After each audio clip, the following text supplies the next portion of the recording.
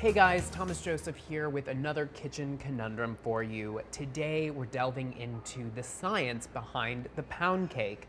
Now, pound cake gets its name originally from the pound of flour, pound of butter, pound of sugar, and pound of eggs that goes into each and every loaf. But today I'm going to show you that dense version, that classic pound cake, and a lighter version that has a little bit of leavener and some dairy in it. The basic recipe is all the same. So starting off in my stand mixer, I have a pound of butter. So that's 4 sticks of butter.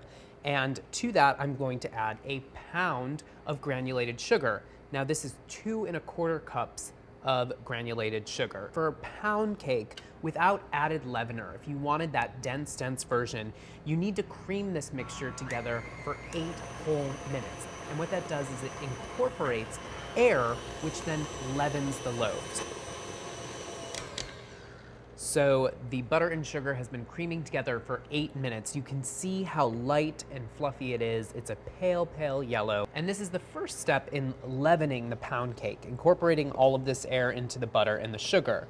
Now the next ingredient that will incorporate air into your pound cake are the eggs. And again, it's a pound of eggs. So that's 9 whole large eggs on medium speed.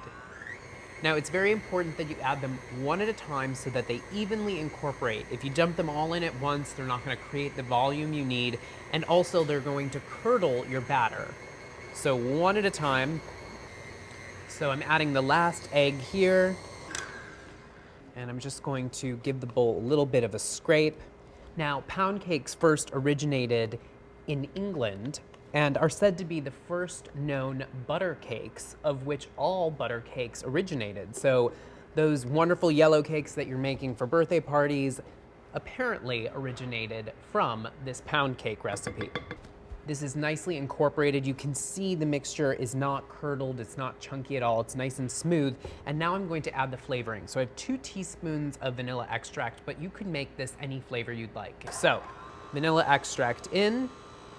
So now for the dry ingredients. I have a pound of flour here. This is all-purpose flour, and that is 3 1/4 cups of flour.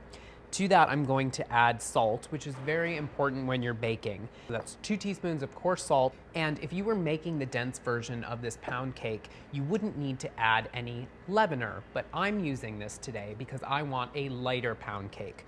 So I am using 3 teaspoons of baking powder. A good rule of thumb whenever you have a recipe that uses flour and baking powder, 1 cup of flour to 1 teaspoon of baking powder. So I'm gonna sift this together, make sure you're nice and thorough here. And for the final ingredient, I'm using 3/4 cup of sour cream that's at room temperature. The added dairy really helps to give you a moist, flavorful cake, and in the end, it proves to be a lighter cake as well. So now I'm going to add my flour in 2 additions, alternating with my sour cream. That means half the flour goes into the butter egg mixture here. And start up on low speed. And while this is incorporating, you can add in the sour cream. Now, the acidity that's in the sour cream really does help to react with the baking powder. That gives you an even lighter, more leavened pound cake. And now I'm going to add the rest of the flour until it's just combined.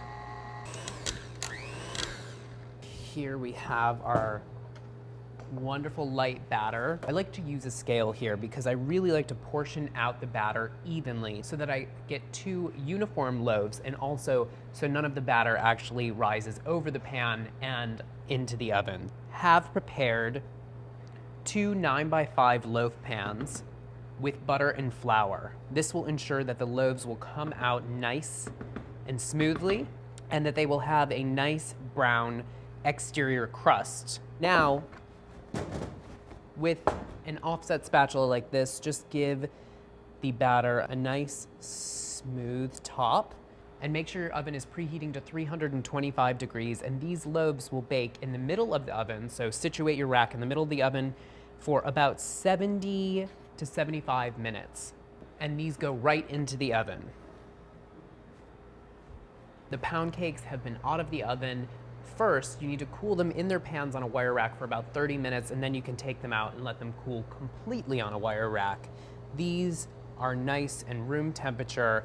I want to show you how they slice so beautifully. My preference really is a lighter pound cake, but whether you like it dense like this version here, which is very classic and traditional, or you prefer something that's lighter like the version I have here, light, fluffy, a cake-like crumb, it's all up to you. Now you have the master recipe and you can make a dense or a light pound cake.